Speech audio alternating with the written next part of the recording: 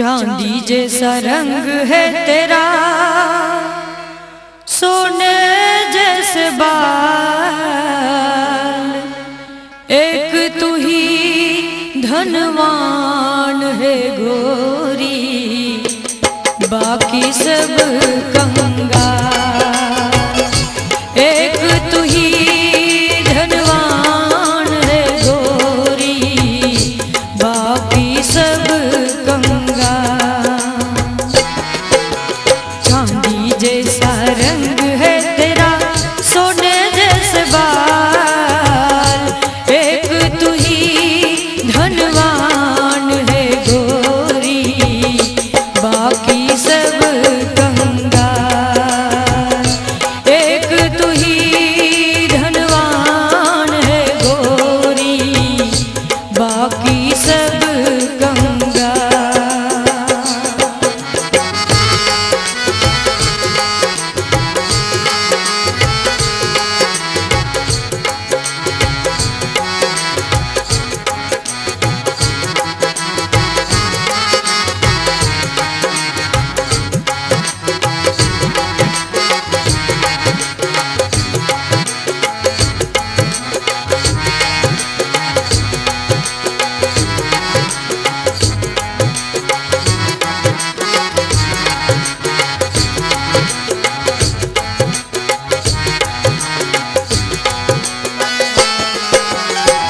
रस्ते से तू गुजरे वो फूलों से भर जाए,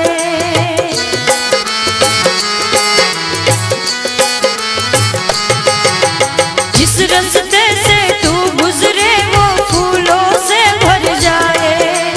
तेरे पैर की कोमल आहट सोते भाग्य जगाए, जो पत्थर छू ले गोरी तू वो हीरा बन जाए। तू जिसको मिल जाए है वो, तू जिसको मिल जाए वो हो जाए माला माल। एक तू ही धनवान है गोरी, बाकी सब कंगाल। एक तू ही धनवान है गोरी, बाकी सब कंगाल।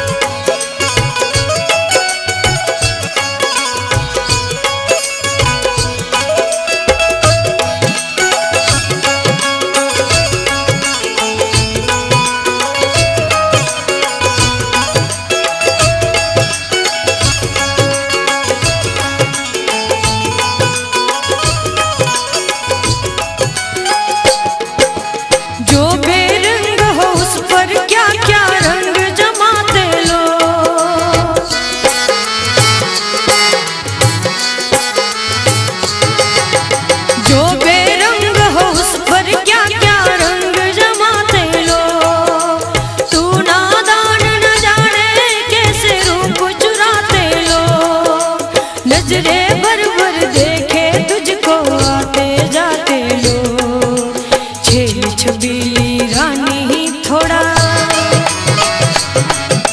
छेली छबीली रानी थोड़ा घूंघट और निकाल। एक तू ही धनवान है गोरी, बाकी सब कंगाल। एक तू ही धनवान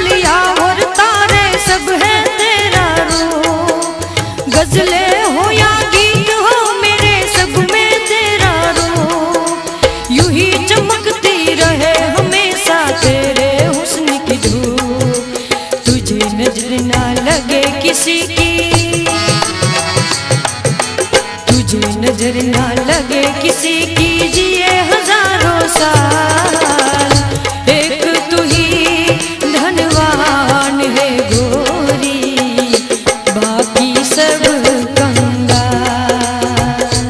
ओ एक तू ही धनवान है गोरी, बाकी सब कंगाल। चांदी जैसा रंग है तेरा, चांदी जैसा रंग है तेरा, सोने जैसे बाल, एक तू ही धनवान है गोरी, बाकी सब कंगाल। एक तू ही धनवान है गोरी, बाकी सब कंगाल।